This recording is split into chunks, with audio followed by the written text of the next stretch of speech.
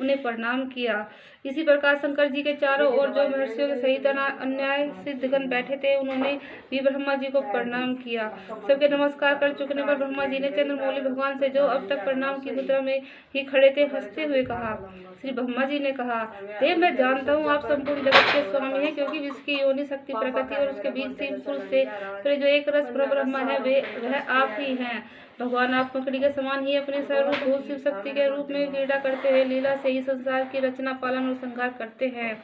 आपने ही धर्म अर्थ की प्राप्ति कराने वाले वेद की रक्षा के लिए दक्ष को निमित्त बनाकर यज्ञ को प्रकट किया है। आपकी बातें हुई ये वर्णाश्रम की मर्यादाएं, जिनका नियम श्रेष्ठ ब्राह्मण श्रद्धापूर्वक पालन करते हैं। मंगलमय महेश्वर आप शुभ कर्म करने वालों को स्वर्गलोक और अथवा मोक्ष पद प्रदान करते हैं, तथा पाप कर्म करने वालों को घोर नरकों में डालते हैं। फिर भी किसी किसी व्यक्ति के इन कर्मों का फल उल्टा कैसे हो जाता है?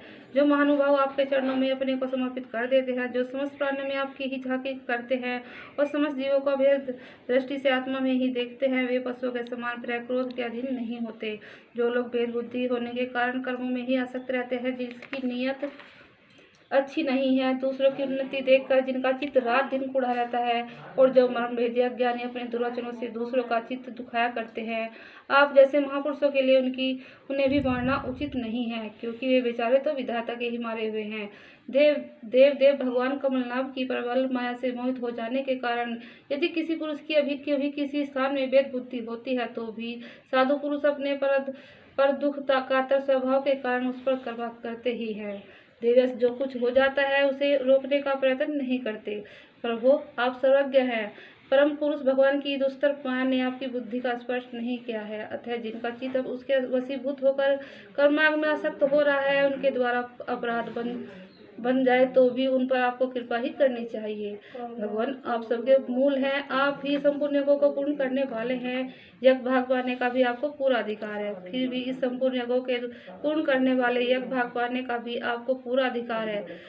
फिर भी इस दक्ष यज्ञ के बुद्धिहीन याजकों ने आपको यज्ञ भाग नहीं दिया, इसी से यह आपके द्वारा विध्वस्त हुआ।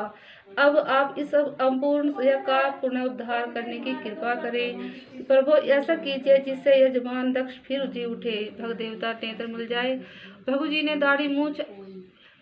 के दाढ़ी मूछ आ जाए और पूछा के पहले ही समान दांत निकल आए। रुद्रदेव अस्त्र शस्त्र और पत्थरों की बौछार से जिन देवता और मर्त्यों के अंग प्रत्यंग घायल हो गए हैं, आपकी कृपा से वे फिर ठीक हो जाए। यज्ञ संपूर्ण होने पर जो कुछ शेष रहे वह सब आपका भाग होगा। यज्ञ विध्वंसक आज ही है, यज्ञ आपके ही भाग से पूर्ण हो।